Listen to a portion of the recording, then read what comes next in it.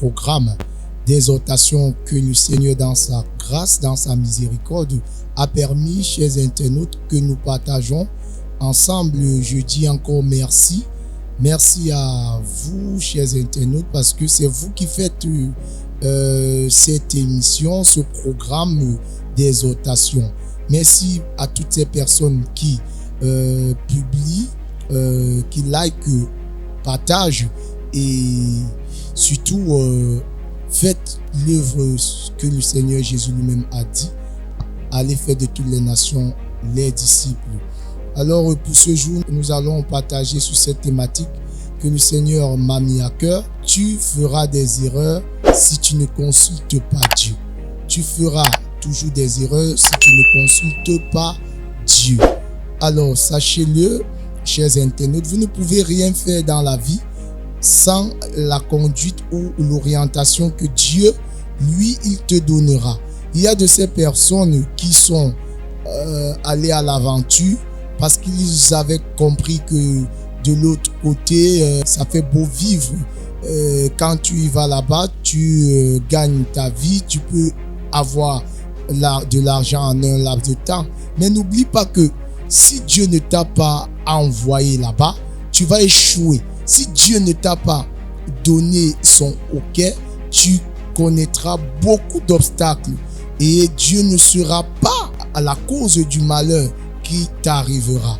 Oui, alors vous verrez maintenant avec Josué chapitre 6, le verset 26 à 27. La Bible parle de Josué après qu'il eut possédé la ville de Jéricho. Josué a reçu l'ordre de l'Éternel de maudire la ville, c'est-à-dire la terre de cette ville. Écoutez les paroles de Josué à son chapitre 6, le verset 26 à 27. Verset 26. Ce fut alors que Josué jura en disant: Maudit soit devant l'Éternel l'homme qui se lèvera pour rebâtir cette ville de Jéricho. Il en jettera les fondements au prix de son premier-né et il en posera les portes au prix de son plus jeune fils. Verset 27. L'Éternel fut avec Josué, dont la renommée se répandit dans tout le pays. Voilà, vous voyez ici que Josué a reçu l'ordre de l'Éternel de parler à la terre de la ville de Jéricho. Et c'est comme ceci que Josué a prononcé des malédictions sur la ville. Et vous verrez, il y a de ces personnes qui disent non, j'ai mon argent, je peux m'approprier des terres comme je veux. N'oubliez pas que si tu ne consultes pas Dieu, tu peux aller acheter un terrain litigieux. Tu peux aller te foutre toi-même dans des problèmes. Pourquoi? Parce que le terrain que tu vas acheter, que ce soit à vil prix, peu importe le prix du terrain, mais parce que tu n'aurais pas demandé à Dieu, si c'est de sa volonté que tu t'appropries ce lopin de terre, il peut arriver que ce soit un terrain où, avant que tu ne viennes, il y a eu du sang qui a coulé, où des familles se sont déchirées et des malédictions se sont dites à cet endroit. Toi qui viens parce que tu as vu le terrain n'est pas accidentogène, le terrain est constructible, tu viens, tu te permets d'en acheter. Seulement qu'il y a des maisons ici, dans cette ville où je vous parle présentement, qui sont placées en plein milieu des villes, mais sont abandonnées. Pourquoi? Parce que c'est un terrain où, avant que il y a eu la bâtisse ou une construction sur cela, des familles ou alors des personnes s'étaient déchirées, s'étaient entretuées pour ces choses. Et après cela, il y a du sang, puisque le sang a coulé, les malédictions ont été proférées. Et du coup, si toi tu viens acheter sans avoir reçu de Dieu, je te rassure que tu risquerais toi-même ne jamais entrer.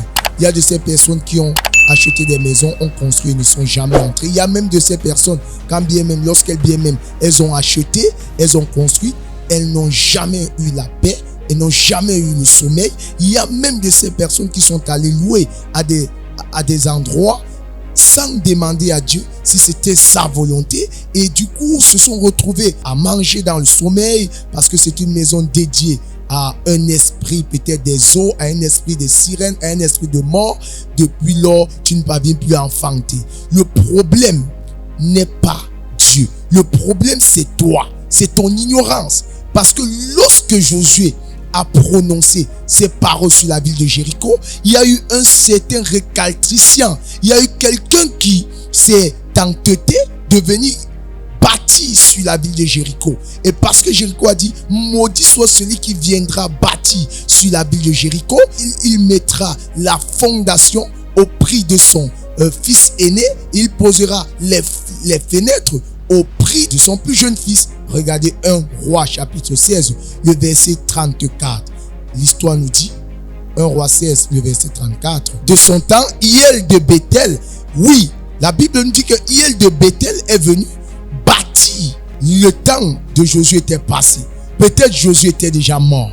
Oui, Hiel de Béthel. De son temps, Hiel de Béthel bâtit Jéricho. Il en jeta les fondements au prix d'Abira, son premier-né.